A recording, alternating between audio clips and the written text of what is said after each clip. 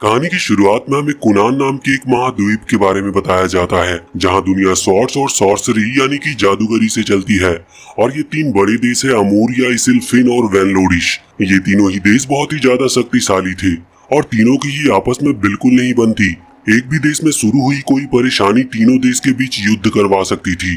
और अब इस कहानी में एक विलन का भी होना जरूरी है, जिसका रोल निभाया है ड्रैगन जॉट नाम के एक ड्रैगन ने, जिससे सब डरते थे।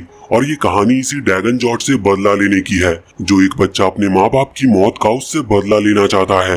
और अब हम किस्मेटे को देखते हैं, जो कि किसी जगह कैद होती है। उसके दोनों हाथ बंधे हुए थे और आसपास कुछ लोग कुछ मंत्र पढ़ रहे थे। और तभी आसमान में चांद दिखाई देता और साथ ही एक परछाई किस्मेट की ओर बढ़ती जा रही थी। वो मदद के लिए आवाज लगाती है, पर उस परछाई में से एक बहुत ही बड़ा ड्रैगन बाहर निकलकर किस्मेटे पर हमला करने वाला था। लेकिन वो एंड टाइम पर कुछ मंत्र बोलती है, जिससे उसका पूरा हुलिया बदल जाता है और मानो उसके अंदर असीम ताकतें आ गई हो। और साथ ही वो मंत्र पढ़ रहे लोग भी अपने असली रूप में आ जाते हैं, जो कि किस्मेटे के ही दोस्त है। ये सभी इस ड्रैगन को सील करने आए थे और फिर ये सभी सीलिंग सेरेमनी शुरू करते हैं। लॉर्ड बियारो बोलते हैं कि sealing treasure a sword of God, और होली मिरर की मदद से वो इस इविल ड्रैगन डैजोन जॉट को अनंत काल के लिए कैद कर रहे हैं। इस ड्रैगन ने धरती पर बहुत तबाही मचाई है, कितने ही लोगों की जान ली है, और इन गुनाहों के लिए इसकी यही सजा है। इससे आगे वो कुछ बोल पाते कि उनकी शक्तियां कम पड़ने लगती है, क्योंकि किसी ने उन पर तीर से वार किया था। पर वो सभी को ये सेरेमनी जारी रखने को बोलते हैं, नहीं तो ये धरती इस ड्रैगन की तबाही से बच नहीं पाएगी। लेकिन वो ड्रैगन अपनी शक्तियों की मदद से आजाद होकर उनके जादुई शीशों को तोड़ देता है और अब वो बियारो के बेटे हीरो की तरफ बढ़ने लगा था। पर बियारो एक साथ अपनी सारी ताकत का इस्तेमाल करता है ड्रैगन को रोकने के लिए, जिससे हीरो ड्रैगन से दूर तो हो जाता है और ड्रैगन भी घायल हो गया था। वो गुस्से में वहाँ पर एक जोरदार धमाका कर देता और एक ही बारी में वहाँ पर सब कुछ तबाह हो गया था। और अब कई साल बीत जाते हैं, हम हीरो को सही सलामत देख पाते हैं, पर अब वो एकदम अकेला है। वो रेगिस्तान को पार करते हुए एक शहर में पहुंचता है, जहां पर उसे देखते ही एंट्री दे दी जाती है। वो मार्केट में घूम रहा था कि वहां पर नाम्बुको नाम के एक बड़े आदमी की एंट्री होती है, जो इतना अमीर था कि सबके ऊपर पैसों की बारिश कर रहा था। हीरो ये सब देख ही रहा होता है कि एक बच्चा उन पैसों को उठाने की कोशिश करता है, पर उसका दूसरा साथी उसे ये पैसे लेने से मना करता है, और ये बोलते हुए कि नाम्बुको ने ही उनके पैसे लिए और अब उन्हीं पैसों को उन सब में बांटकर बड़ा दानवीर बन रहा है। तो दूसरा साथी कहता है कि अगर उसे नाम्बुको से कुछ लेना है तो वो उसके ग्रैंड ट्रॉवा को लेगा, जिससे वो कितना भी पैसा और खाना निकाल सकते हैं। इतना ही नहीं, वो उनकी कोई भी विश को भी पूरी कर सकता है। वो दोनों लड़के तो वहाँ से चले जाते हैं, पर उनमें से एक लड़का छिपकर वो ग्रैंड ट्रॉवा लेने की कोशिश करने में लग जाता है, जो कि नाम्बुको भी देख लिया था। हीरो भी ये सब देख रहा होता है और वो गिरू की बात याद करता है कि इस शहर में हर तरह के लोग हैं, और वो वहाँ से आगे बढ़ता है। फिर वहाँ पर एक आदमी, जो कि डलहैबट नाम के एक जाबाज योद्धा की कहानी सुना रहा था, जिसने गोल्डन पिसुकट्रम को बचाया था एक खतरनाक ड्रैगन से, और वो उस ड्रैगन का क्रेस्ट दिखाता है जो कि उसके पूर्वजों ने जीता था। वो उस क्रेस्ट को बड़े ही शान से दिखाई रहा होता है कि एक बच्चा उसे वो चुरा कर भागने लगता है, पर उस आदमी का एक चमचा हकाई बच्चे को पकड़कर उसे मारने ही वाला था कि तभी वहाँ पर हीरो एंट्री लेते हुए अपनी तलवार निकालता है और कहता है कि एक स्वॉर्ड्समैन को अपनी तलवार सिर्फ जरूरत पड़ने पर ही निकालनी चाहिए। सब लोग तो हीरो की इतनी बड़ी तलवार देखकर डर गए थे। हीरो फिर उस आदमी को एक सोने का सिक्का देकर वो क्रेस्ट खरीद लेता है, पर वो बच्चा हीरो को थैंक्स करने की बजाय हीरो को अपने काम से काम रखने की कहता है, क्योंकि ये तो उसका प्लान था यहाँ सभी को उलझा कर रखने का, ताकि उसके साथी इन लोगों के वॉलेट्स को चुरा सके। पर हीरो ने उनके सारे प्लान को ही खराब कर दिया और फिर वो हीरो से क्रेस्ट लेकर भाग जाता है। पर हीरो को वो क्रेस्ट चाहिए ही था, इसलिए वो उन बच्चे के ठिकाने पर पहुंचकर वो क्रेस्ट उनसे ले लेता है। और फिर जब वो उस बच्चे से उसका नाम पूछता है तो वो लड़का अपना नाम टॉमिट बताता है।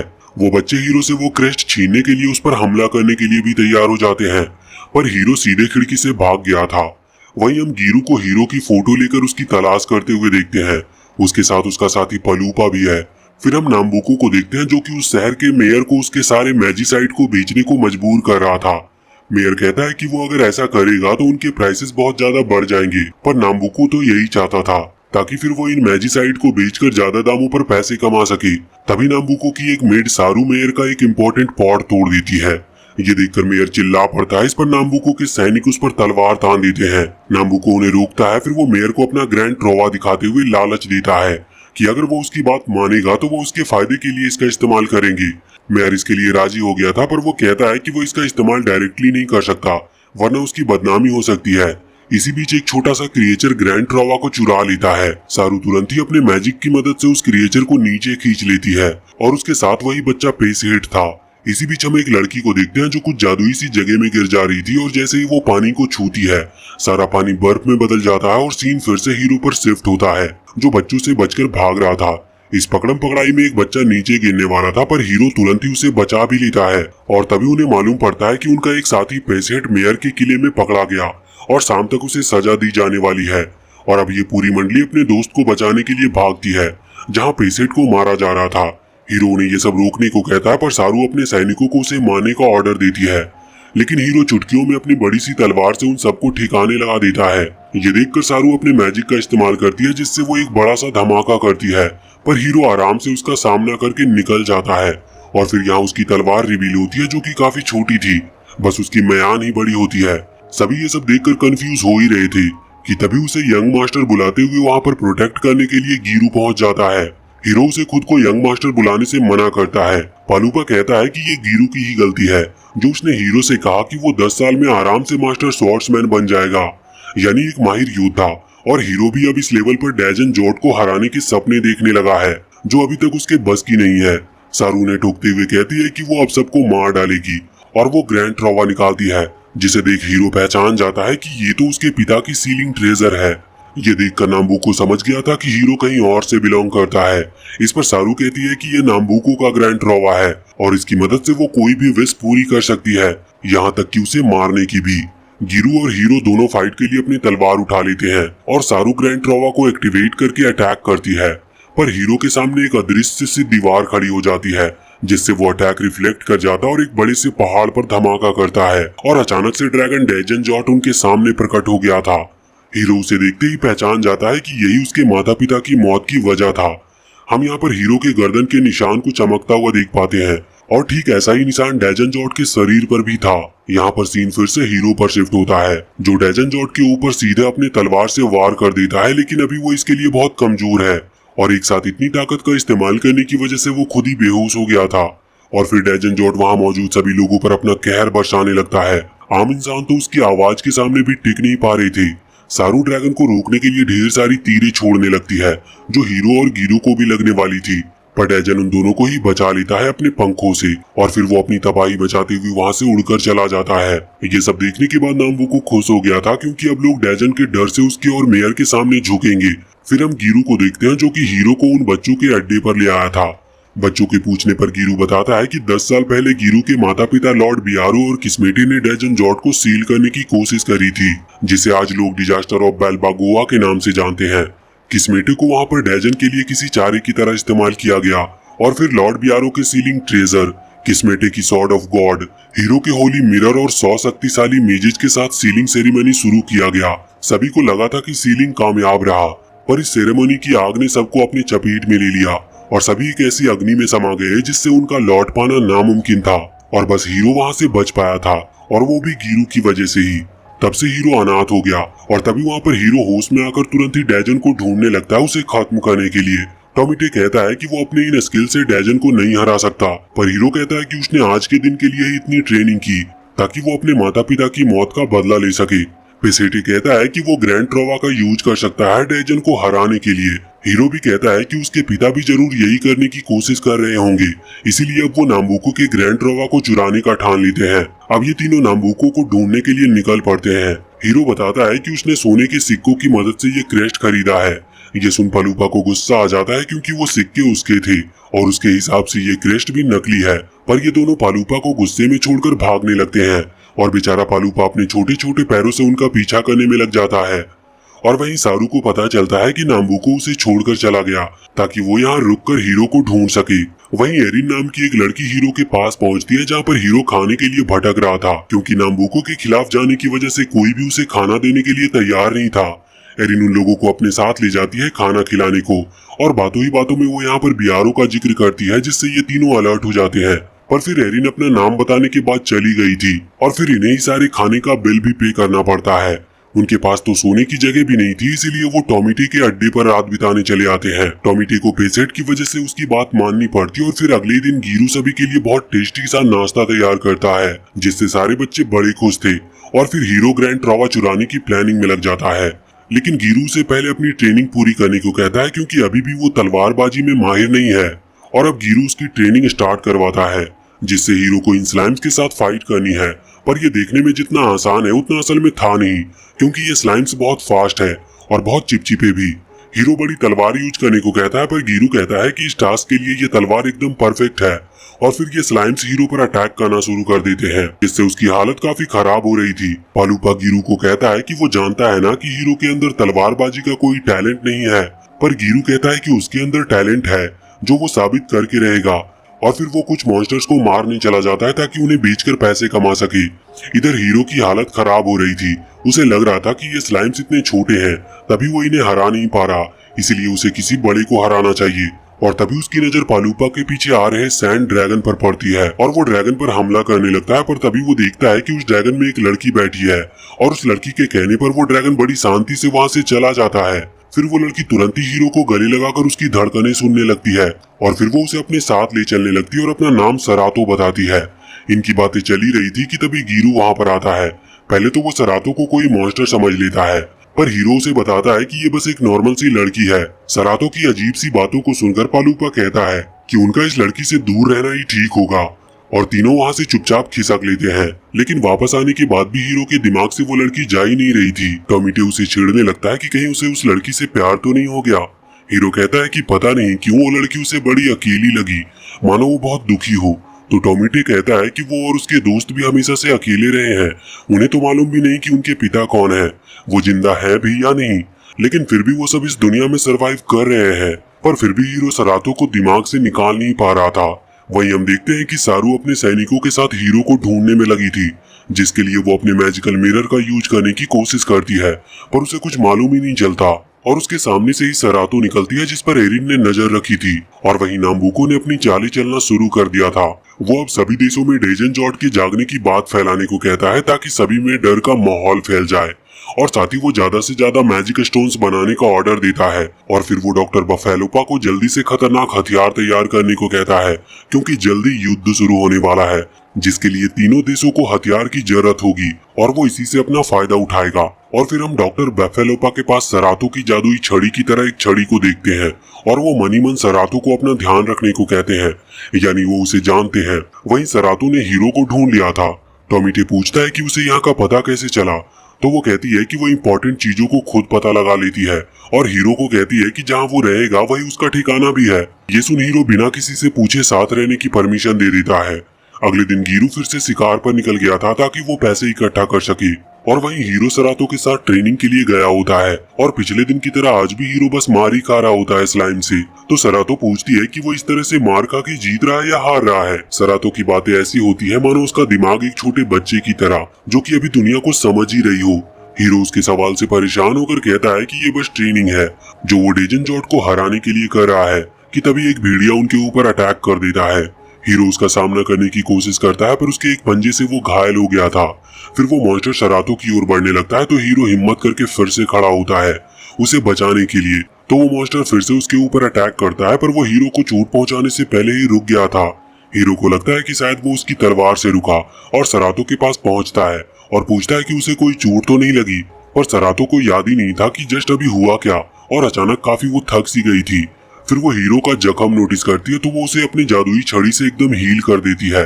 फिर वो दोनों उस मॉन्स्टर को बेचते हैं, जिससे उन्हें एक सोने का सिक्का मिलता है। जाते हुए उनकी नजर कुछ सैनिकों पर पड़ती है जो एक आदमी को जबरदस्ती मैजिक स्टोन्स माइंस में काम करने के लिए ले जा रहे थे, और उस आदमी के बच्चे रोने लगते हैं।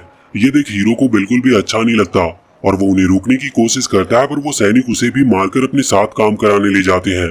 सरातो उन बच्चों को शांत कराती है और तभी टॉमिटे भी उसके पास आता है, और एरिन ने भी अभी उनके ऊपर नजर रखी होती है। यहाँ हीरो को गुस्सा आ रहा था कि इन लोगों ने उसकी पहली कमाई भी छीन ली। यहाँ पर वो खुद की मदद तो कर नहीं पा रहा था, लेकिन सबकी मदद करने का सोच लिया था। और वहीं सारू को भी उसके कैद होने का पता चल चुका था। और वहीं टॉमिटे और सरातो भी हीरो को बचाने के लिए जा रहे होते हैं, और हीरो खुद भी क्रेस्ट की मदद से दीवार में छेद करने की कोशिश करने में लगा हुआ था, पर उसके साथ के लोगों को लग रहा था कि उसकी ये मेहनत पानी में जाने वाली है। इसके बाद हम मेयर को देखते हैं, जो नाम्बुको के ऑर्डर्स को मानते मानते अब तंग आ चुका था और अब वो बगावत करने की सोच लेता है। वो अपना एक सीक्रेट लेजर निकालता है, जिससे उसने अपने घोटालों का सारा हिसाब लिख रखा था, पर वो लेजर अपने जगह से गायब थी, क्योंकि ये लेजर अब टॉमिटो और सरातो के हाथ लग गई होती है। और वो मेयर को ब्लैकमेल करते हैं कि वो उसे ये लेजर लौटा देंगे, पर उसकी दो शर्त उसे माननी होगी। पहली कि वो हीरो को आजाद करे और दूसरी कि वो माइंस में काम कर रहे लोगों को छोड़ दे। मेयर इसके लिए मना करता है, तभी उसके सैनिक चारों तरफ से दोनों को घेर लेते हैं। लेकिन तभी वहां पर एंट्री होती है गीरू और पलूपा की। मेयर उन्हें अरेस्ट करने की कहता है, लेकिन गीरू की तलवार देख सैनिकों की हिम्मत भी नहीं होती। टॉमीटे तुरंत उसे वो लेजर लेने को कहता है जिससे वो हीरो को बचा सकेंगे, और फिर मेयर को उनकी शर्तें माननी ही पड़ती है। आजाद होकर हीरो टॉमीटे और सरातो को थैंक यू कहता है। उसे देख साफ लग रहा था कि वो सरातो के प्यार में पड़ गया है। फिर सभी साथ में खाना खाते हैं। टॉमीटे को ये देखकर काफी अच्छा लगता है। उसे लग रहा था कि मानो जैसे उसे फैमिली मिल गई हो। वहीं एरिन अभी भी उन पर नजर रख रही थी। अब अगली सुबह से गीरो हीरो की ट्रेनिंग और कड़ी कर देता है और कहता है कि वो अब से उसके साथ अकेली ट्रेनिंग करेगा। ये सुनकर हीरो शर्मा कर कहता है कि सरातो खुद उसका पीछा कर रही है, पर सरातो आज भी उसके पीछे पीछे आ रही थी। तो हीरो उसे अपना सिक्का देकर कुछ खरीदने को कहता है, इसीलिए सरातो मार्केट में घूम रही थी। पर तभी एरिन उसे अपने साथ हॉट स्प्रिंग में बात करने के लिए ले आती है और उसे बताती है कि यहाँ नहाने से हर तरह के जख्म ठीक हो सकते हैं। तो सरातो तुरंत पानी में उतर जाती है। वहीं एरिन सारू को भी नोटिस कर लेती है और पलूपा टोमीटे भी वहीं की ओर आ रहे थे, क्योंकि उन्हें मालूम चला है कि वहाँ कोई खतरनाक मॉन्स्टर है और उसे पकड़ने वाले को 300 सोने के सिक्कों का इनाम मिलेगा। और वहीं हम देखते हैं कि इधर हीरो अपने ट्रेनिंग से एकदम परेशान हो गया था। उसे बस जल्दी से जल्दी डेजन को मारकर खत्म करना है। पर गीरो उसे डांटते हुए कहता है कि अगर इस समय उसे ग्रैंड ट्रोवा मिल भी गया तो भी वो डेजन को हरा नहीं पाएगा, क्योंकि अभी वो इतना काबिल नहीं। जब 100 मेजेज मिलकर भी डेजन को हरा नहीं पाए तो हीरो को तो उसे डेजन को चैलेंज करने का भी हक नहीं होना चाहिए। गुस्से में आकर हीरो गीरू पर हमला कर देता है। वहीं एरिन सतारो से उसके बारे में कई सवाल पूछने की कोशिश कर रही थी, पर सतारो जवाब ही ऐसे देता है कि एरिन को उसके बारे में कुछ समझ में ही नहीं आ रहा था। तभी सारू उनके सामने आती है और उन्हें यहाँ पर रहने वाले मॉन्स्टर के बारे में बताती है, जिस पर बाउंटी भी है। ये सुन सतारो बोल पड़ती है कि मतलब उसे मारने पर हमें सिक्के मिलेंगे, जिसे वो हीरो के साथ इकट्ठा कर रही है।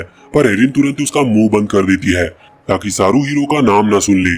वहीं इधर टॉमीटे पालूपा गीरू के पास उस मॉन्स्टर के बारे में बताने पहुंचते हैं, तो वो देखते हैं कि हीरो उससे लड़ने की कोशिश कर रहा है और गीरू भी हीरो के ऊपर जोरदार वार कर देता है, जिससे हीरो ज्यादा ही घायल हो गया था।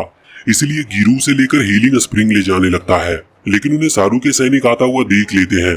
असल में सारू को अंदाजा था कि वो लोग यहाँ बाउंटी का सुनकर आ सकते हैं, इसीलिए वो भी यहीं पर आई थी। अब गीरू हीरो भी वहाँ पर पहुंच चुके थे। गीरू बताता है कि उसे हीलिंग स्प्रिंग का पता था, इसलिए उसने आज हीरो की ट्रेनिंग सख्ती से करवाई और उसे बाउंटी का भी पता है, तो शायद उन्हें वो मॉन्स्टर भी यहाँ पर मिल जाए। और अब धीरे धीरे हीरो के घाव भी ठीक होने लगते हैं। सारू और एरिन को भी इनके यहाँ पर होने का पता लग गया था। एरिन सारू का ध्यान भटकाने के लिए उसे फालतू के सवाल पूछने लगती है कि उसे कैसे लड़के पसंद है।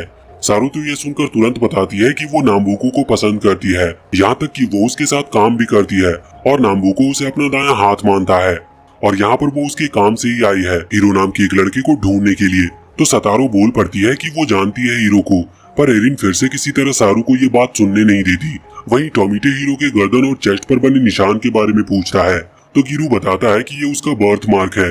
पहले ये इससे भी बड़ा था, जो उसे ट्रेजेडी ऑफ बालबागुआ से मिला था। टॉमीटे रियलाइज करता है कि हीरो की जिंदगी काफी मुश्किल रही है। गीरू बताता है कि उसने ये सब हीरो की हिम्मत देखने के लिए किया था, ताकि वो जान सके कि वो बदला लेने के लिए किस हद तक जा सकता है। तभी हीरो को होश आता है और सारू उसकी आवाज पहचान तुरंत इशारा कर देती है, जिससे उसके सैनिक तुरंत ही उस मॉन्स्टर को बाहर निकालते हैं। पर वो मॉन्स्टर सारू की बात मानकर हीरो को पकड़ने के बजाय सरातो को पकड़ लेता है। गीरू तो उस मॉन्स्टर को देखकर खुश हो गया था, क्योंकि अब वो इससे ढेर सारे सिक्के जीत सकता है और ये मॉन्स्टर एकदम बेकाबू हो गया था। इवन ये सारू को ही उठाकर फेंक देता है। गीरू फिर जल्दी से सरातो को आजाद कराता और दूसरे ही वार में उस मॉन्स्टर को खत्म भी कर देता है। हीरो फिर तुरंत ही सरातो को बचाता है, पर उन्हें इतनी मेहनत करने के बाद भी कोई इनाम नहीं मिलता। लेकिन फिर भी इसे मार्केट में बेचकर उन्हें ठीक ठाक सिक्के तो मिल ही जाएंगे, जिससे वो सबके लिए सिंपल वाले आर्मर तो ले ही पाएंगे। पर वहीं टॉमीटे और उसके दोस्त काफी उदास थे कि अब गीरू और हीरो यहाँ से चले जाएंगे और न ही उन्हें अच्छा खाना मिलेगा अब से। और अब अगले दिन ये सभी हीरो और गीरू को बाय करने को पहुंचते हैं। तभी टॉमीटे कहता है कि वो भी हीरो के साथ जाना चाहता है। उसके दोस्त काफी दुखी होते हैं, पर वो जानता है कि उनसे ज्यादा हीरो को उसकी जरूरत है और आखिर उसे भी ग्रैंड ट्रॉवा चाहिए ताकि वो इस दुनिया को बदल सके। और फिर ये पांचों एक साथ सफर के लिए निकल लेते हैं। एरिन उन्हें बताती है कि वो मॉन्स्टर सारू ने हीरो को पकड़ने के लिए भेजा था। वो बताती है कि वो भी उनके साथ चल रही है। गीरू मना करता है क्योंकि उसे एरिन पर विश्वास नहीं है, लेकिन फिर एरिन उन्हें नक्शा दिखाती है जिससे वो नाम्बुको तक पहुंच सकेंगे। ये देखकर हीरो तुरंत ही उससे हाँ कर देता है। वो बताती है कि नाम्बुको जिस शहर में रहता है उसका नाम लैंडवेयर विशेष डाई है। हीरो तो अब बहुत ही ज्यादा एक्साइटेड हो गया था नाम्बुको को पकड़ने के लिए, इस बात से अनजान कि उनके ऊपर उड़ रही इस चील से नाम्बुको उन पर नजर रख रहा है, पर ये सभी बड़े मजे से अपने रास्ते पर आगे बढ़ रहे थे। तभी वो चील उन पर हमला करने को आता है। हीरो बड़ी ही तेजी से उसका सामना करने को जाता है, लेकिन फिर से उसे चोट लग जाती है और फिर गिरू उस चील को भगाता है। इसके बाद गिरू उन्हें इसी जंगल में कैंप लगाने को कहता है। अब रात को सब खाना एंजॉय कर रहे थे। पालूपा को जंगल की काफी समझ थी, जिससे टॉमिटे उससे काफी इम्प्रेस होता है। तभी गिरू बताता है कि सरातो अभी तक पानी लेकर लौटी नहीं, इसलिए हीरो उसे ढूंढने जाता है, जहाँ उसे एरिन मिलती है। वो उससे साथ आने की वजह पूछता है, पर वो बस इतना ही बोलती है कि वो उसकी हेल्प करने के लिए आई है, इसीलिए फिर वो आगे बढ़ जाता है। फिर हम देखते हैं कि नाम्बुको दूसरे देशों को हथियार बेचने में लगा है। फिर वहाँ पर सारू आती है, जिसे वो खूब डांट लगाता है और फिर उसे वो चील का कंट्रोल देकर हीरो पर नजर रखने को कहता है। अगले दिन ये लोग फिर अपना सफर जारी रखते हैं। हीरो तो इन्हें लीड करते करते इनका बॉस बन गया था और यहाँ इन्हें काफी परेशानी हो रही थी, क्योंकि मैजिक स्टोन्स के प्राइसेस बढ़ते ही जा रहे हैं। और तभी अचानक से सारू उनके सामने आकर उन पर अपने मॉन्स्टर से हमला कर देती है और हमेशा की तरह हीरो एक्साइटमेंट में अकेले फाइट करने के लिए बढ़ जाता है और पिटता रहता है। इस बार तो उसकी तलवार भी टूट गई थी और यहाँ पर पालूपा एक मैजिकल बॉक्स निकालता है, जिसमें वो सरातो और टोमेटो को डालकर खुद भी जाकर छिप गया था और यहाँ पर सारू हीरो को कैद करने वाली थी। गिरू उसे रोकने के लिए आगे बढ़ता है, पर सारू उस पर अपने मैजिक से अटैक करके उसे बांध देती है। साथ ही उसका यह अटैक इतना पावरफुल था कि जमीन में दरार पड़ गई थी और फिर वो गिरू को मारने वाली थी, जो हीरो को बर्दाश्त नहीं हो सकता था। और अब वो अपनी पावर को अवेकन करता है। उसके अंदर से नीली रोशनी निकलने लगती है, मानो वो खुद किसी मॉन्स्टर में तब्दील होने लगता है और फिर तुरंत ही वो सारे सैनिकों को हरा देता है। सारू भी उससे डरकर भाग जाता है, जिसके बाद हीरो नॉर्मल होकर बेहोश हो गया था और थोड़ी देर बाद जब उसे होश आता है तो वो अपने सामने नाम्बुको को जाते हुए देखता है, पर वो उसे कुछ कर नहीं पाता क्योंकि उसमें अभी ताकत ही नहीं बची थी और न ही उसे विश्वास हो रहा था कि वो कैसे एक मॉन्स्टर में तब्दील हो गया था। फिर वो बाकी सबको ढूंढने में लग जाता है। वहीं सरातो, टोमेटे और पालूपा भी बाहर निकलकर हीरो और गिरू को ढूंढने लगते हैं। उन्हें गिरू तो मिल जाता है, पर वो भी घायल था, लेकिन सरातो के छूते ही उसे होश आता है और वो नीचे देख हैरान था कि इन सैनिकों को किसने मारा होगा, जो फिर से डॉक्टर बेफेलोपा के एक नए इन्वेंशन को एक देश को बेचने आया था। और ये इन्वेंशन एक मॉन्स्टर और इंसान को मिलकर एक नया मॉन्स्टर बनाता है। वहाँ की रानी तो इस इन्वेंशन से काफी खुश हो गई थी, ये सोच के कि इससे अब वो और भी खतरनाक सेना खड़ी कर सकेगी और पूरी दुनिया पर राज कर पाएगी। लेकिन वही डॉक्टर बेफेलोपा बड़े परेशान थे, क्योंकि उनकी कैलकुलेशन में कुछ गड़बड़ हो गई थी। पर नाम्बुको उनकी परेशानी सुनता ही नहीं। तभी हीरो उनके सामने आ जाता है नाम्बुको को रोकने के लिए। उसके इस खोज की वजह से कितने मासूम इंसान बलि चढ़ जाएंगे, पर नाम्बुको के लिए इंसान की जान की कोई कीमत नहीं थी। उसके हिसाब से ये सभी उससे छोटे हैं और वो उनके साथ कुछ भी कर सकता है। इस बात पर हीरो को गुस्सा आ गया था और वो अपनी तलवार निकालने ही वाला होता है कि तभी वो रियलाइज करता है कि उसकी तलवार उसके पास नहीं है। वो आगे कहता है कि वो ऐसे भी नाम्बुको को मार सकता है और सीधे उसे मुक्के मारने को आगे बढ़ता है, पर नाम्बुको उसके सामने से हट गया था, जिससे हीरो नीचे गिर जाता है। और फिर नाम्बुको उसे कहता है कि वो उसे ही ढूंढ रहा था और पूछता है कि उसका डेजन जॉर्ड के रिवाइवल से क्या संबंध है। हीरो कहता है कि उसे बस वो ग्रैंड ट्रॉवा चाहिए, लेकिन नाम्बुको उसे कैद कर लेता है और आज के अपने एक सेलिब्रेशन में बुलाता है। और वहीं इधर ये सभी हीरो को लेकर काफी परेशान थे। वो समझ ही नहीं पा रहे थे कि आखिर हीरो ने इतने लोगों को कैसे हराया। एरिन गिरू से पूछती है कि हीरो क्या मैजिक का यूज कर सकता है, तो पालूपा कहता है कि उसे मैजिक नहीं आता था। और फिर वो गुस्से में एरिन से पूछता है कि जब ये सब हो रहा था तो वो कहाँ गायब हो गई थी। तो एरिन कहती है कि वो इतनी समझदार तो है कि उसे मालूम है कि कब कहाँ से गायब होना है। इस बात पर पालूपा को उस पर काफी गुस्सा आता और फिर ये सब हीरो को ढूंढने के लिए निकल जाते हैं। वहीं नाम्बुको रानी को बताता है कि उसने रानी के लिए एक महफिल सजाई है और फिर वो कुछ लड़कों को उसके पास भेजने चला जाता है। उसे बस रानी के पैसों से मतलब है, जिनसे वो और रिसर्च कर सकेगा और अंधा पैसा कमाएगा। तभी सारू उससे आकर बताती है कि उसने हीरो को पकड़ने की कोशिश की थी, पर वो लड़का बहुत ही डरावना है और बहुत ही शक्तिशाली भी, इसलिए वो उसका सामना नहीं कर पाई। पर नाम्बुको को उसकी बातों पर विश्वास ही नहीं होता। उसे लग रहा था कि सारू बस बहुत ज्यादा डर गई होगी अपनी नाकामयाबी के बारे में उसे बताने को। वहीं गिरू और उसके साथी उस हाफ मॉन्स्टर और हाफ ह्यूमन के पास पहुंच गए थे। गिरू उसकी लाश को देखकर समझ गया था कि इसे नाम्बुको ने मारा है और उसी ने हीरो को कैद कर लिया है। वहीं हीरो को एक कुर्सी पर बांध कर रखा गया होता है, जहाँ पर वो छटपटा रहा था खुद को छुड़ाने के लिए कि तभी नाम्बुको वहाँ पर आता है अपने साथ ढेर सारे औजार लेकर, जिनसे अब वो हीरो को टॉर्चर करने वाला था ताकि वो हीरो से उसकी सच्चाई निकलवा सके। हीरो कहता है कि आखिर उसे डेजन जॉर्ड से क्या लेना देना है, वो तो एक मर्चेंट है और उसे इससे क्या फायदा होगा। नाम्बुको कहता है कि उसे डेजन जॉर्ड के जागने से मतलब नहीं, उसे मतलब है उसके जागने से आने वाले डर, तबाही और युद्ध से। जिससे सभी को हथियारों की जरूरत होगी और उन हथियारों को बेचकर वो ढेर सारे पैसे कमाएगा। अब वो हीरो को चोट पहुंचाने ही वाला था कि वो रानी किसी बात पर चिल्ला उठती है। इसीलिए नाम्बुको को उसे संभालने बाहर जाना पड़ता है और इसी बीच हीरो खुद को आजाद करने में कामयाब हो जाता है उस क्रेस्ट की मदद से। वहीं डॉक्टर बफेलोपा के एक डिवाइस को अचानक से सरातो के वहां पर होने का पता चलता है, पर वो खोजते खोजते हीरो के पास पहुंच जाते हैं। वो हीरो से पूछते हैं कि क्या वो सरातो को जानता है, तो हीरो हाँ में सर हिलाता है। जो जान बफेलोपा बड़े खुश होते हैं, पर हीरो को लगता है कि वो भी नाम्बुको के साथ मिले हैं। पर तभी वो बताते हैं कि हीरो का हार्ट कुछ अलग धड़क रहा है, मानो ये दिल हीरो का हो ही ना। वो बताते हैं कि जरूर हीरो के दिल में कोई राज छिपा है और अब वो सरातो की वजह से उसकी मदद करने को तैयार हो जाते हैं। वो हीरो को एक जादुई दवाई देते हैं जिसे पीते ही हीरो वहां से गायब होता है और टेलीपोर्ट करता हुआ अपने दोस्तों के पास पहुंच जाता है, जिससे उसके सारे दोस्त उसे देखकर बहुत खुश होते हैं। इसके बाद ये सभी एक गुफा में आराम कर रहे होते हैं और एरिन बाहर देखकर बताती है कि इस जगह पहले मैजिक स्टोन हुआ करती थी, पर नाम्बुको ने सारे मैजिक स्टोन्स निकाल लिए। तभी सरातो हीरो को स्मेल करके कहती है कि उससे डॉक्टर बेफेलोपा जैसी स्मेल आ रही है। सरातो तो उन्हें अपना पिता बता रही थी, जिसके बाद हीरो उन्हें फिर डॉक्टर बेफेलोपा की कई सारी बातें बताता है। तो गिरू कहता है कि जरूर हीरो का दिल का कनेक्शन डेजन जॉर्ज से है, तभी डेजन ने हीरो को बचाने की कोशिश करी थी और साथ ही हीरो का मार्क भी ठीक डेजन के मार्क जैसा है। और अगर हीरो का दिल उसका अपना नहीं है तो क्या डेजन का दिल अपना है? कई सालों पहले हुए उस ट्रेजेडी में दोनों के दिल आपस में बदल तो नहीं गए? यानी डेजन हीरो को नहीं बल्कि अपने दिल को बचा रहा था जो हीरो के पास है।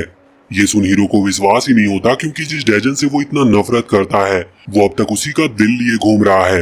गिरू आगे कहता है कि जरूर ये सब लॉर्ड बियारो ने उसे बचाने के लिए किया होगा, जिसकी वजह से अब हीरो के अंदर एक अनजान शक्ति है जो कुछ देर पहले उसने अनलॉक की थी और उस समय हीरो बस किसी भी तरह गिरू को बचाना चाहता था। उसका डर और गुस्सा हीरो के लिए ट्रिगर बना, जिससे वो कुछ पलों के लिए हाफ डेजन बन सका। हीरो कहता है कि इन सब का यही मतलब हुआ कि अगर वो मारा जाएगा तो डेजन भी मारा जाएगा और डेजन मारा गया तो हीरो भी मारा जाएगा। यानी उसे अगर अपनी माता पिता की मौत का बदला लेना है तो मरने के लिए तैयार होना होगा। हीरो के लिए ये सब किसी श्राप से कम नहीं है, इसीलिए अब वो बाहर भाग आता है